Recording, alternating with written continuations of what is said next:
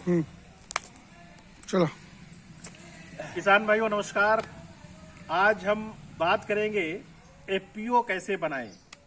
हम उपस्थित हैं जिला सीतापुर पिसावा ब्लॉक के ग्राम भिठौरा में। हम श्रीमान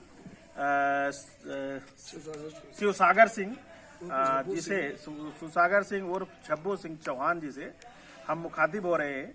आपने हम जैसा कि जानते हैं आज किसान भाई हमारे जिनमें मार्केटिंग की बहुत बड़ी समस्या है। अपना उत्पाद कैसे बनाएं, उत्पाद का उत्पादन करके और उसको बेचें, किस तरीके से हम बेचें और इसमें जो उत्पादन हो रहा है वो कैसा होना चाहिए, कंज्यूमर की क्या डिमांड है, मार्केट में उसकी क्या है। तो कंज्यूमर की डिमांड के अनुसार अपना उत्पादन करना ये किसान के लिए बहुत आवश्यक कार्य हो गया है। इसमें हमारी सरकार भी बहुत ध्यान दे रही है। इसीलिए इसको फार्मर्स प्रोड्यूसर ऑर्गेनाइजेशन, ये जो एफपीओ का निर्माण ये हमारे सरकार रजिस्ट्रार ऑफिस के द्वारा होता है और जिसको बना करके हमारे किसान एक संगठित क्षेत्र में कार्य कर सकते हैं, संगठन बना करके कार्य कर सकते हैं और अपनी आय को बढ़ा सकते हैं। तो इसी विषय पे हम चर्चा करेंगे पूरी 1 बाय 1 शुरू से कैसे एफपीओ बनाते हैं, कौन कौन सी उसमें समस्याएं आती हैं, कैसा एफपीओ बनाने में कौन कौन सी बातें ध्यान रखनी चाहिए और कैसे हम एक एफपीओ को अच्छी तरीके से रन करते हुए और फार्मर्स को अधिक से अधिक लाभ दिला सकते हैं। इस पर पूरी जानकारी आप श्रीमान शिवसागर सिंह चौहान जी आपके सामने रखेंगे। सभी लोग आपकी जानकारी सुन करके और उसको 1 बाय 1 नोट भी कर सकते हैं अपनी नोट पैड में और उसके अनुसार एफपीओ बना सकते हैं। तो हम आपसे निवेदन करेंगे आप 1 बाय 1 वर्णन करें। ऐसा है, ये एफपीओ का मतलब जो है फार्मर प्रोड्यूसर ऑर्गेनाइजेशन। इससे एक संगठन बनाया जाता है किसानों का, जिसमें विपणन की व्यवस्था, जो बाजार की व्यवस्था होती है उसमें दिक्कत आती है। किसान कोई भी चीज़ पैदा करता है तो उसका उस फसल का मूल्य जो है उपज का अच्छा नहीं मिल पाता है। जो एफपीओ से जुड़ जाएंगे, हम एक एफपीओ बना लेंगे अपने क्षेत्र में अच्छा सा, तो उसके माध्यम से मान लीजिए एक एफपीओ में जैसे हमारे एफपीओ में तो 500 काश्तकार जुड़ चुके हैं इस समय पर। अब मान लीजिए 500 काश्तकार हैं, कोई भी फसल एक एक बीघे अगर वो लोग किए तो 500 बीघे हो गई। 500 बीघे में जो फसल का उत्पादन होगा उसको कहीं हम अच्छी मार्केट में ले जा करके बेच सकते हैं। अब अगर मान लीजिए अकेले हम 1 बीघे या 2 बीघे 1 एकड़ भी कर लेते हैं कोई फसल, तो उसका उचित मूल्य हमें नहीं मिलेगी। तो पहला तो इसका जो है नज़रिया वो है ये कि अच्छी उपज के बाद उसका अच्छा मूल्य मार्केट में मिल जाए। और कोई भी काम कहीं पर भी किया तो उसके एक संगठन बहुत जरूरी है, बगैर संगठन के कोई काम नहीं होता है। जैसा कि इसके साथ गवर्नमेंट की भी मंशा है, केंद्र सरकार जो इस पर बहुत जोर दे रही है। लगभग हर ब्लॉक में एक समूह तो वो आपका ये बहुत ज़रूरी बनना है एफपीओ, जिसको 1 से 2 भी हैं अनुमन्य है, मतलब एक ब्लॉक में 2 भी बन सकते हैं। और इसमें मुख्य बात जो है वो नई फसलों के लिए बीज उपलब्ध कराना, उनकी विपणन, उनकी प्रोसेसिंग जैसे करके उचित उसका मूल्य लिया जा सकता है। इसका मुख्य उद्देश्य है। अच्छा, तो जैसे कोई किसान भाई हमारे जहाँ पर समूह में है एफपीओ बनाना चाहते हैं तो कैसे उसकी प्रक्रिया है?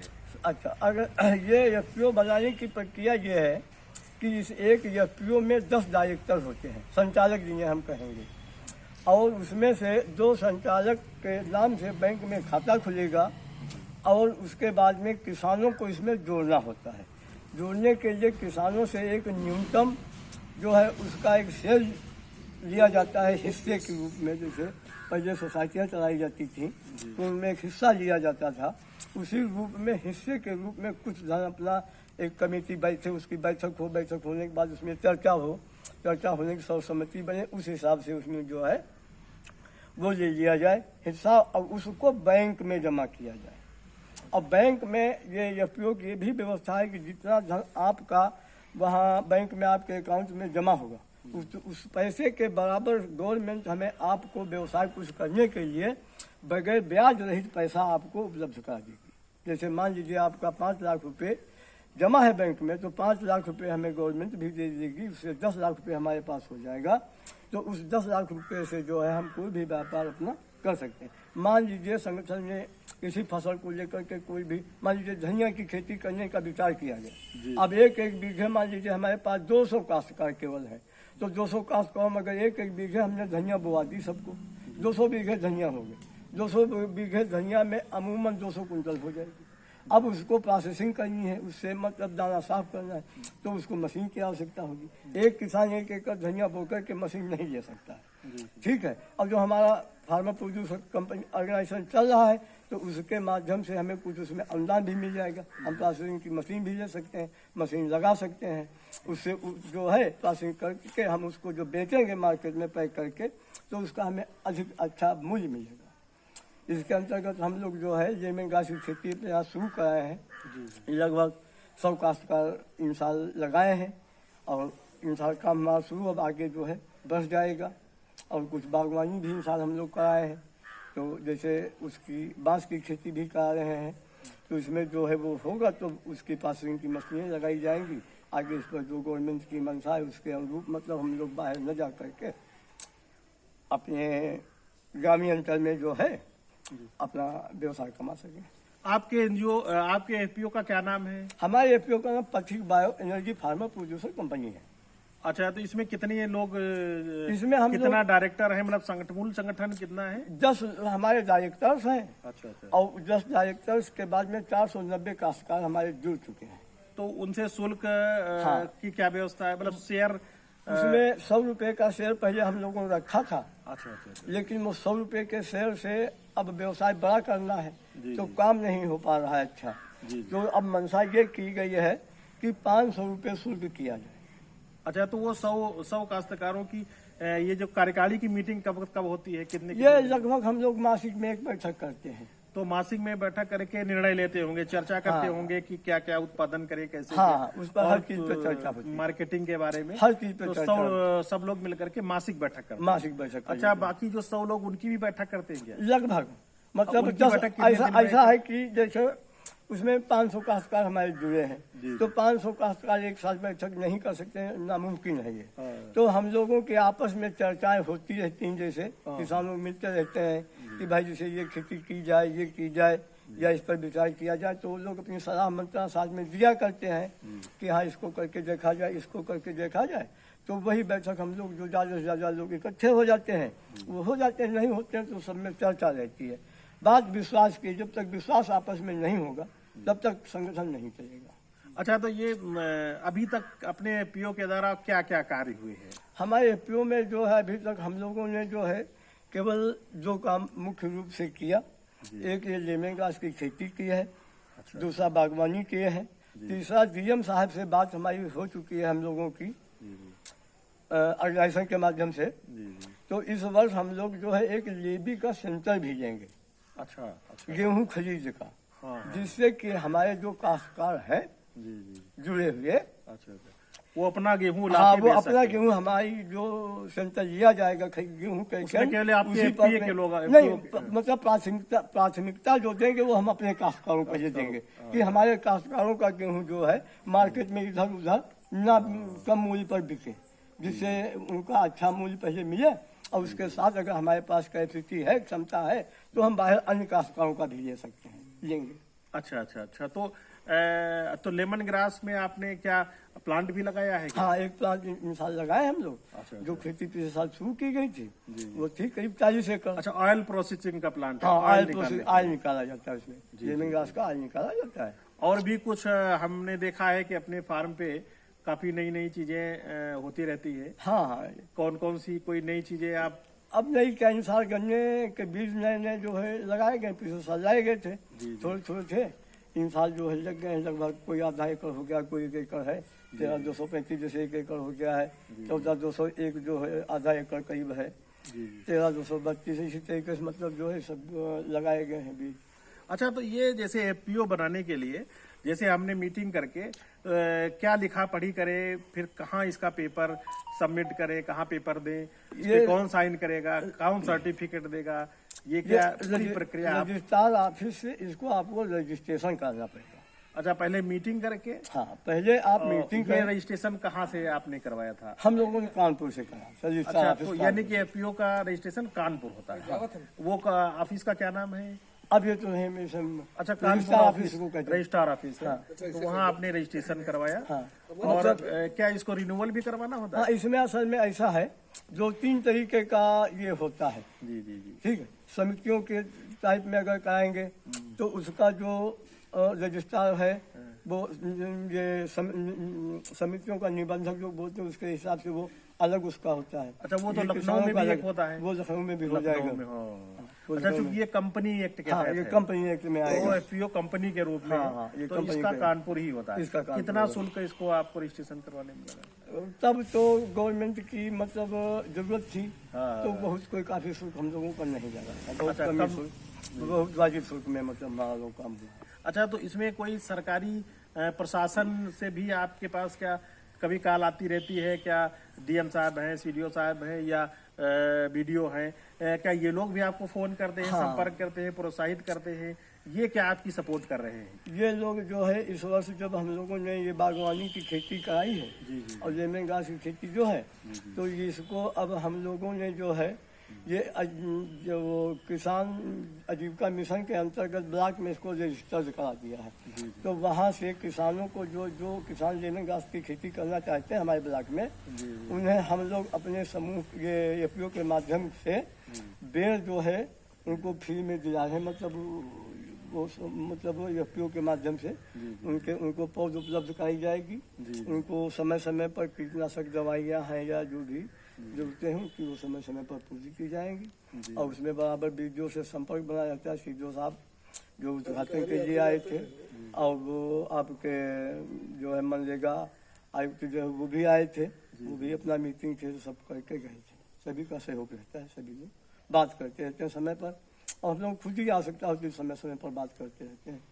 अच्छा अच्छा, तो ये ओवरऑल इसके अलावा भी मैंने देखा है, मैंने पिछली बार विजिट किया था, आप और भी नई नई फसलें जैसे काला गेहूँ, हाँ। काला आलू, कड़बंदना गेहूँ, ये सब बहुत सी चीजें नई नई आपके खेत पर होती रहती है। और निरंतर ये जो है एफपीओ के रूप में आपका कार्य प्रगति पर है। और एफपीओ के माध्यम से सरकार का यही प्रयास है कि एक किसानों का अपना नेटवर्क पर बने जिसमें कोई बीच में दलाल ना हो और सीधे वो कंज्यूमर से जुड़ करके और अपनी मार्केटिंग कर सके, तो प्रोड्यूसर और कंज्यूमर के बीच कोई ना हो।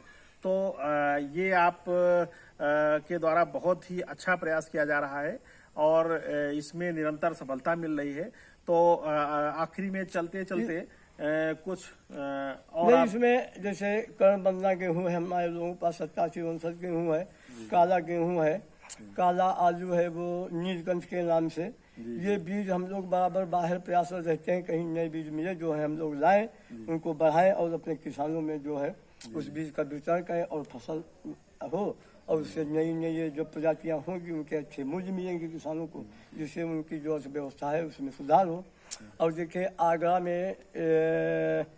में ही शायद उस दिन देखे तो इधर तो व्यस्त ज़्यादा रहे काम में, कुछ तबीयत भी स्वास्थ्य नहीं सही रहा, तो इस लिहाज से नहीं। वैसे आगरा में जो है डीएम साहब ने ये निजी मंडी की ये एफपीओ के लिए जो है वो लाइसेंस दे दी है, मतलब मान्यता दे दी है। समूह का निजी मंडी, समूह अच्छा। ये मतलब ये आपके एफपीओ का ये एफपीओ की निजी मंडी होगी। निजी मंडी है। हाँ, निजी मंडी, उसमें मतलब जो भी एफपीओ है, हम आप अगर एफपीओ बनाए, जैसे हम बनाए हैं तो अपना माल ले जा करके वहाँ पर बेच सकते हैं। उसमें कोई भी आहत, कोई भी कटौती, कोई भी दलाली, कोई भी बवाल नहीं है। अच्छा, जैसे मैंने एक बार आपका फार्म चौहान कृषि फार्म के नाम से है, चौहान कृषि फार्म बिठौरा, मैंने ड्रिप इरिगेशन का भी आपके यहाँ देखा था। तो ड्रिप इरिगेशन का आपका क्या अनुभव है? आपको क्या लगता है कि ड्रिप इरिगेशन से क्या किसान को कोई लाभ होगा या किस स्थिति पे है ड्रिप इरिगेशन? आपने जो परिणाम पाया है उस पर आप थोड़ा बताएं। हाँ, ड्रिप इरिगेशन जो है अच्छी चीज है, लेकिन बड़ा काश्तकार इसको सफल नहीं कर पाएगा। जी। छोटे काश्तकार के लिए अच्छी है क्योंकि उसमें बहुत थोड़े से पानी से पूरी सिंचाई हो जाती है, पानी की काफी बचत होती है। मतलब अनायास पानी खराब नहीं होता है, जी जी जी। ठीक है। और फसल जो है वो अच्छी होती है। अच्छा अच्छा अच्छा। जो पानी हम आप ऐसे लगाते हैं साधारण एक तरफ से भर के, उससे ड्रिप की सिंचाई करने से चाहे जो भी फसल की जाती है वो फसल अच्छी होती है। नहीं तो बड़े किसानों को प्रॉब्लम क्या है, हम बड़े- ये जानना चाहते हैं, क्योंकि बड़े किसान हमारा वीडियो देखेंगे तो क्या प्रॉब्लम आ रही है बड़े उनका किसान? ये प्रॉब्लम ये है, जैसे ड्रिप जो है खेत में बिछाई गई, हाँ, अब मान लीजिए कोई फसल में आप लगाए हैं, जैसे मान लीजिए गेहूं में लगाए या गन्ने में लगाए या किसी चीज में मान लीजिए लगाए हैं आप किसी भी फसल में, अब वो फसल जब निकल जाएगी खेत से आपकी, तो वो आपको वो हटानी है, हटा करके ट्रैक्टर से जुताई होगी। अगर उसे आप हटाएंगे नहीं तो जुताई नहीं हो पाएगी। और जब जुताई करने के लिए उसे आप हटाते हैं तो उसमें काफी लेबर लगता है। अब लेबर के काम में असुरक्षा थोड़ी रहती है, कहीं वो तोड़ दिए कहीं फाड़ दिए, उसको दोबारा फिर जब भी 100 फसल दूसरी लगाओ तो उसमें काफी फालते आती है। अच्छा, मतलब प्रबंधन में उसकी हाँ, दिक्कत उसके प्रबंधन में दिक्कत आती जी। है। छोटे किसानों में छोटी खेती में अगर उसको किया जाए, आदमी अपने हाथ से जो करते हैं वो कर लेंगे। अच्छा, जैसे ये पूरा आप अभी कोई रिसेंट में एफपीओ की बैठक में कुछ ऐसा नया आप ने योजना बनाई हो, क्योंकि अभी गेहूं की बुआई होने वाली है और रबी फसलों की पूरी बुआई होने वाली है, तो रिसेंट में आप क्या करने वाले हैं? अभी क्या आपका प्रस्ताव पास हुआ है? इसमें हम लोगों को ऐसा है, कर्ण बंधना गेहूं जो है हम लोगों के पास करीब 5 कुंटल, पिछले साल करीब 2-3 को गेहूं हम लोग मिला था, उसमें लगभग हम लोगों ने 5 कुंटल गेहूं तैयार कर लिया है। 87-59 का गेहूं इन साल पर्याप्त हम लोगों के पास 40-50 कुंटल हो गया पूरा। तो ये सब गेहूं हम लोग अपने काश्तकारों को बांटेंगे, देंगे, उनसे बात हो चुकी है। और वो जो गेहूं पैदा होगा उसको प्रोसेस करके सही करके रखा जाएगा, अगले साल बीज में ही हम लोग उसको फिर देंगे।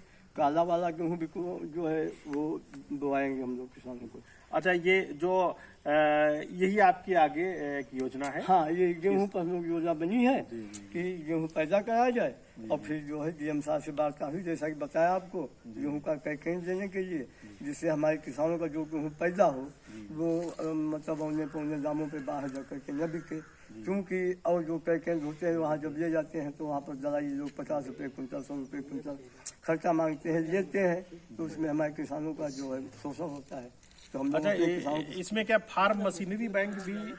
हाँ, फार्मेसी बैंक भी उपलब्ध होती है इसमें। हम लोगों ने फार्मेसी बैंक दे चुके हैं, है हमारे लोगों के पास जो है वो। इसका क्या अनुभव है? फार्म मशीनरी बैंक का क्या अनुभव है? वो अच्छा है। उसमें यह है कि जैसे अपने किसान जुड़े हुए हैं और जो नहीं जुड़े हुए हैं अच्छा, किसान- उस फार्मेसी बैंक से औजार लेने में क्या सरकार का दबाव रहता है कि फला कंपनी ही लेंगे? क्योंकि अभी एक आपके ही ट्रैक्टर की एक शिकायत थी कोई नहीं, ऐसा कुछ नहीं, ऐसा कुछ नहीं, ऐसा कुछ नहीं, वो किसानों की मंशा के ऊपर है। अच्छा अच्छा, जैसे फार्म मशीनरी बैंक का आपका अनुभव अच्छा है, हाँ वो ठीक है। आप उसमें उससे लाभ ले रहे हैं? लाभ उसमें देखिए ये अपना लाभ भी है, किसानों का लाभ भी है।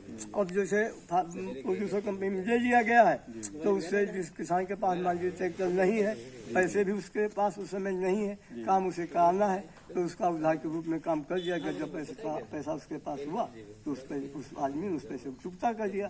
और आपस में रियायत में काम भी किया जाता है, बहुत कम मुनाफा ये करके कि जाए बराबर का काम हो जाए और बाकी डीजल मोबिल निकल जाए, काम चलता। अच्छा, अभी एक बिल पास हुआ है, तो क्या आपको लगता है कि किसानों के हित में आपने क्या उसके बारे में इस बिल पर हमने कोई अध्ययन नहीं किया। आपको उससे ज्यादा नहीं, वो राजनीतिक हम वो नहीं, मतलब नहीं है? ना उससे हमें कोई तो ये बड़े बहुत बड़े लोगों की अच्छा, चीजें। आपने हमेशा अच्छी तकनीकी अपना करके और बहुत ही अच्छी खेती की, और चौहान कृषि फार्म भिठौरा निरंतर प्रगतिशील किसानों में जिला सीतापुर में एक बहुत ही अग्रणी भूमिका के रूप में किसानों के लिए बहुत ही प्रगतिशील कार्य किए जा रहे हैं।